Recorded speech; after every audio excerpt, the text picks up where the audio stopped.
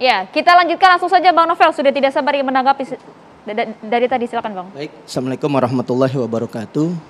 Waalaikumsalam. Jadi luar biasa ya polemik Densus 88 mulai dari lahirnya sampai saat ini. Sebenarnya lahirnya saja sudah menimbulkan polemik, menimbulkan ketidakadilan. Dari 88 ada apa itu diabadikan korban bom Bali 88 orang.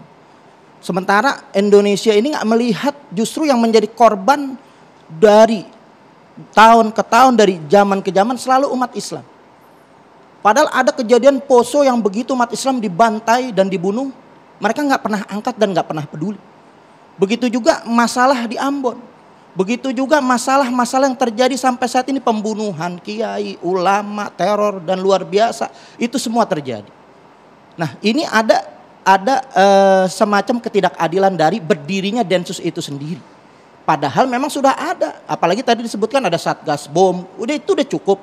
Kemudian juga ada Brimob, kemudian juga ada Kopassus. Sebenarnya itu sudah cukup, apalagi ini untuk menyerap anggaran yang besar, begitu luar biasa besarnya.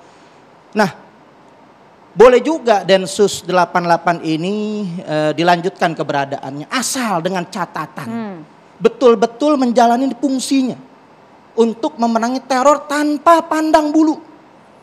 Karena saat ini Indonesia dirongrong oleh pemberontak-pemberontak yang ada di Papua. Pandang bulunya bagaimana Bang? Sebelah Jadi mana? kita melihat ini cepat banget, gercep banget ketika bersinggungan umat Islam, baru diduga bisa ditembak di jalanan.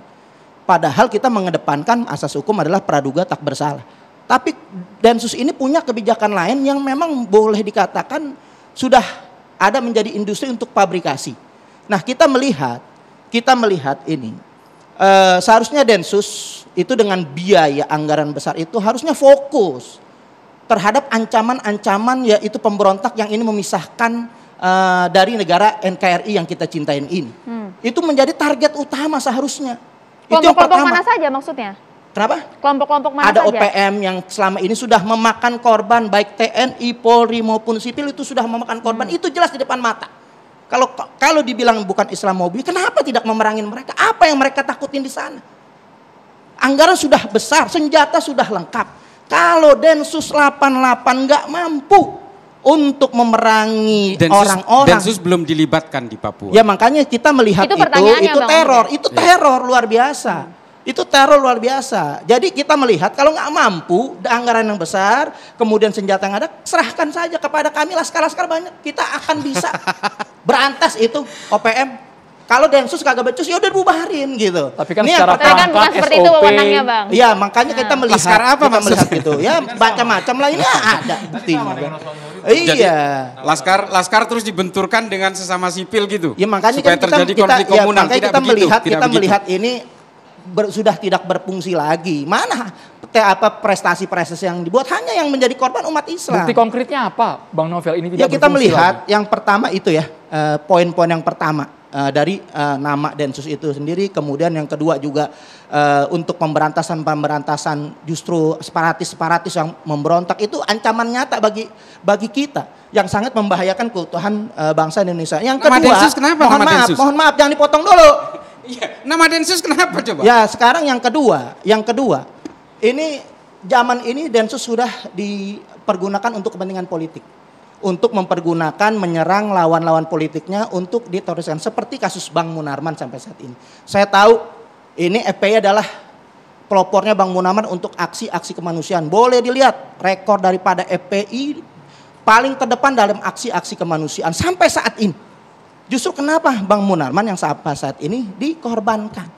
Itu adalah boleh dikatakan untuk sebagian diarahkan bisa jadi untuk dijadikan komoditas. Artinya Anda termasuk yang setuju bahwa Densus 88 ini berbau Islamofobia? Betul, karena memang kenyataan seperti itu. Nah yang ketiga, apa yang dikatakan Bang Fadli itu luar biasa. Indonesia sebenarnya sudah aman, jadi nggak perlu lagi ada Densus. Bahkan Indonesia sudah menjadi surga, bukan aman lagi, sudah menjadi surga. Kalau memang ada teroris sejati, karena kita melihat teroris ini adalah image-nya. Mereka membela Islam dengan cara-cara ekstrim, yang cara-cara yang radikal, yang luar biasa, dengan menghalalkan segala cara. Kami tidak setuju dengan itu. Bang Karena Novel kita tidak akan mengakui mengalami 1.300 prestasi Densus memberangus tindak pidana terorisme di tanah betul, air. tapi itu kan kita melihat ada kemungkinan dugaan fabrikasi. Karena FPI sudah menjadi korban fabrikasi. Ada 2010. 2010 contoh. FPI membuka pendaftaran jihad ke Palestina. Begitu pembukaan jihad ke Palestina, ada yang merekrut untuk dilatih. Dilatih di salah satu institusi pemerintahan di daerah Depok. Ini yang saya baca berita juga sama, ada datanya dan saya juga pernah mendengar itu sendiri, itu direkrut. Dilatih begini. kemudian dilatih, mohon maaf, Begini, jangan dipotong begini, dulu. jangan bentak saya. Ya emang kenapa? Kita Ini tetap hak saya ngomong. kita Saya tetap sudah beretika. diberi hak untuk ngomong. Saya sudah Kita diberi tetap waktu untuk kita ngomong. tetap Ini saya hak beretika. ngomong. Anda bicara saya nggak potong. Anda terlalu panjang. Anda juga Pak tadi panjang. Bapak-bapak, Terlalu banyak ini hak kesalahan saya yang Anda bicara, buat. hak saya Terlalu bicara. banyak kesalahan yang Anda buat. Siapin. Kita Saya beretika dialognya. harus saya Bang potong. Novel ditahan dulu. Siapa yang Bang Novel Novel, bisa kita Bang tahan, kita Islam. berikan dulu kesempatan untuk Bang Islah, nanti kita Bilang sambung dong. lagi. Terima kasih. Bang Saya Islah sudah diberi silahkan. kode untuk bicara kok. Jadi begini, nama Densus itu 88 tidak mengacu kepada angka korban atau apa. Dia berasal dari ATA yang kemudian diplesetkan menjadi ATA, Anti-Terror Act. Itu singkatannya. Salah Anda. Dua, soal memberangus lawan politik. Lawan politik siapa?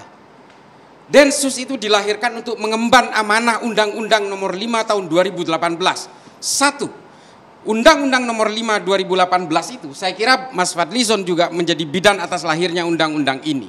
Kalau dulu teroris itu harus beraksi dulu baru bisa ditangkap, dengan Undang-Undang Nomor 5 Tahun 2018, ketika teroris belum melakukan aksinya, ketika mereka baru melakukan i'dad, persiapan untuk melakukan aksi, dia sudah bisa ditangkap dengan alat bukti yang Bukan cukup. ditangkap, ini ditembak mati. Tengah jalan kasus-kasus terjadi, itu terjadi. Banyak. Siapa Silakan yang buka nembak data. mati? Ya makanya buka Tolong data baru terangkan. jalan kan. Makanya kita buka data aja satu Data persatu. secara empirik. Iya. Kita berbicara soal Densus, saya kira Anda salah ruangan, salah studio saya kira.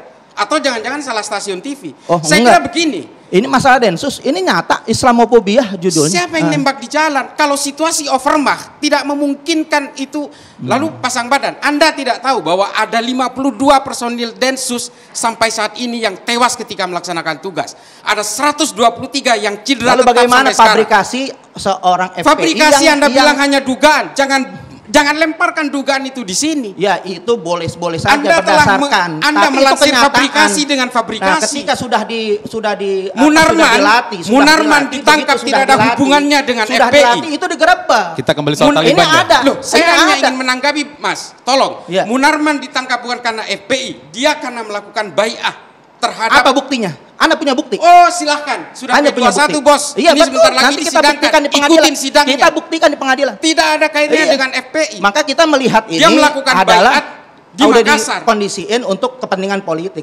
Ini kan boleh dong saya pendapat seperti ini. Oh, penilaian silakan saya. saja. Iya. Silakan. Anda nggak Nanti boleh kita lihat di bantah. Orang pengadilan ini seperti pendapat apa sidang saya. Munarman. Iya. Tidak ada Boleh. kaitannya dengan FPI. Jangan salah sampean. FPI sudah dibubarkan. Tidak mungkin kita seret-seret.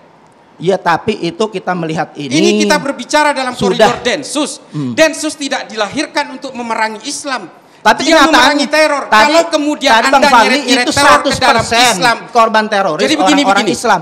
Tolong. Justru FPI menjadi korban teror. Kenapa? Mana Densus peranannya? FPI dibom loh ketika tablik di Cawang. Begitu juga FPI Jakarta Barat dibom dengan bom molotov. Begitu juga FPI di Pasar Bo dibom. Mana? Loh. Peranan Densus mana? Loh, Itu sudah kita laporkan. Begini, Anda jangan kemudian Kalau memang sudah Anda harus- memerangin, kita kalau membahas sudah soal Densus. memerangin, Anda harus konsisten. bisa Kalau sudah membedakan. Anda memerangin teror, semuanya harus diperangin. Loh, Jangan kita semua dibiarkan mereka diperangin. diperangin. Jangan salah, yang ditangkap oleh Densus juga bukan hanya orang Islam. Ada pelaku bom di mall di Serpong, itu juga non-Islam. Bagaimana dengan OPM KKB? Densus belum dilibatkan di situ. Satu hal, karena di situ operasinya sudah terlalu banyak. Yang kedua adalah Densus tidak pernah setuju dengan stigma terorisme di sana. Karena begini. Oh, itu bukan teror, jadi bukan teror itu. Penyelesaian itu bukan teror, bukan teror. Kita bukan. dengarkan dulu ya, Bang. Silakan. Sebentar, Ya. mereka Itu bukan itu teror. bagaimanapun adalah KKB KKB separatis. apa bedanya dengan teroris? Kekuatan bersenjata. Iya, apa Artinya cuman begini, itu cuman jangan pemanisan bahasa melekatkan saja. terorisme Itu dengan pemanisan bahasa saja. Jangan Ada melekatkan kepentingan di terorisme sana. dengan simbol Bergantian bapak-bapak bicaranya. Ya, begini. Saya memahami semua ini. Politisasi agama, politik identitas itu memang selalu mengetengahkan teror, radikalisme, kekerasan dan sebagainya. Dalam Islam sejarahnya panjang sekali ini. Bagaimana kelompok Khawarij melawan Abdullah ibnu Abbas radhiyallahu an. Bagaimana mereka membunuh Sayyidina Ali seperti yang dibilang. Artinya begini, di dalam Islam sendiri, Islam berkenalan dengan kejahatan-kejahatan kemanusiaan setelah bersentuhan dengan politik. Dan di sini terorisme itu tercipta karena sentuhan-sentuhan politik yang menggunakan Islam. Sampai situ ditanggapi, Bang Novel.